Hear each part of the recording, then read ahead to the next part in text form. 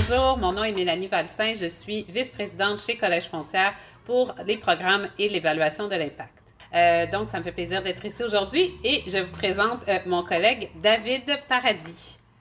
Alors bonjour, je me nomme David Paradis, je suis directeur général d'un organisme qui s'appelle Solidarité Famille, qui existe depuis 20 ans dans un quartier qui se nomme du Berger-les-Saules à Québec.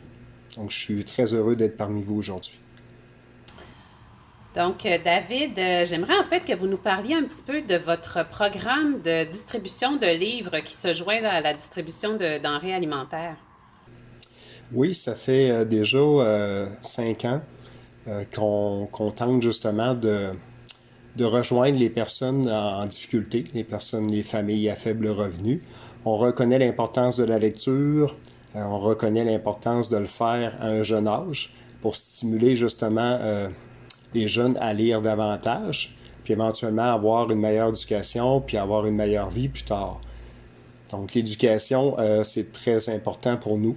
Alors c'est la raison pourquoi on a lancé une initiative très simple il y a 6 ans, de mettre des bibliothèques, des petites bibliothèques, des boîtes à livres dans un secteur, dans notre secteur, un peu partout dans des endroits stratégiques, parce qu'on sait que les gens, pour la plupart, n'ont pas de véhicule.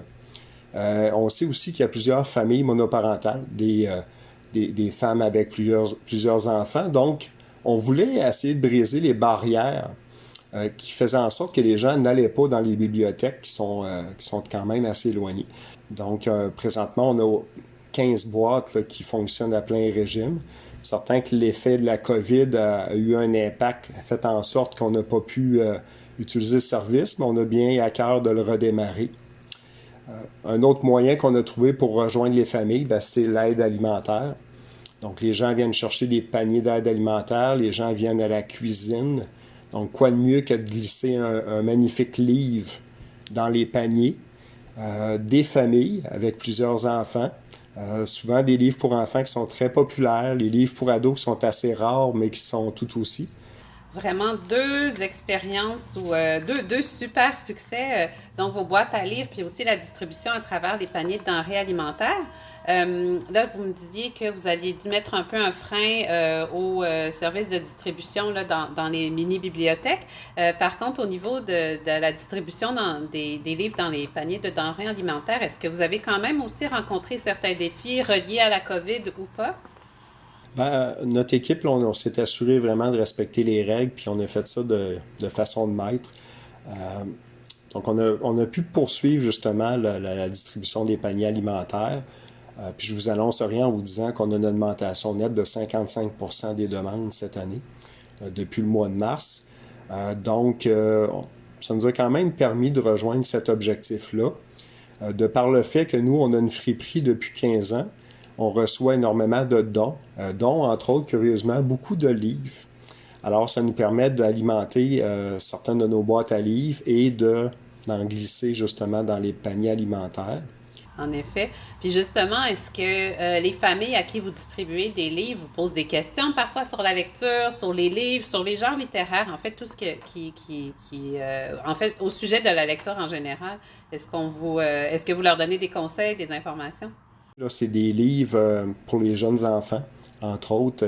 J'aime bien la collection de Monsieur Madame, qui est très simple, qui est une belle histoire courte pour endormir les enfants. On sait à quel point leur attention est pas très longue, hein, donc ça prend quelque chose de court, d'imagé. Donc, les jeunes, les familles réagissent bien au programme de distribution de livres. Est-ce qu'il y a des exemples concrets aussi de réactions, là? Un exemple que vous pourriez nous partager d'une famille qui a reçu un don de livre puis qui était vraiment, qui a eu des beaux commentaires ou qui vous en a, qui était reconnaissant. Je ne sais pas si vous voulez élaborer là-dessus, David. Oui, bien sûr. J'ai un petit exemple en tête. Là. C'est pas quelque chose d'extraordinaire, mais pour nous, ça l'est. Alors, on avait écrit une petite enveloppe au début pour annoncer aux gens qu'on allait de façon quotidienne, sporadique, selon nos capacités, leur offrir des livres. On avait toujours une petite enveloppe de coller après le livre ou un signet.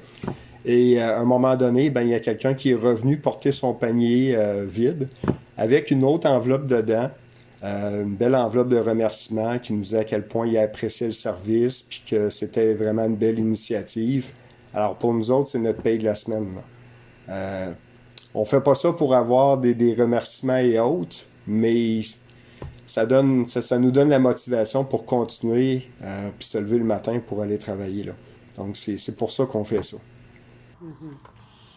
Mais David, c'est vraiment fantastique. Puis je vous remercie en fait infiniment d'avoir partagé toutes ces réflexions avec nous. Puis je vous souhaite vraiment une belle continuité là, dans vos projets de distribution de livres à travers votre projet de distribution de denrées alimentaires, bien sûr. Et puis, je vais vous souhaiter un bel été.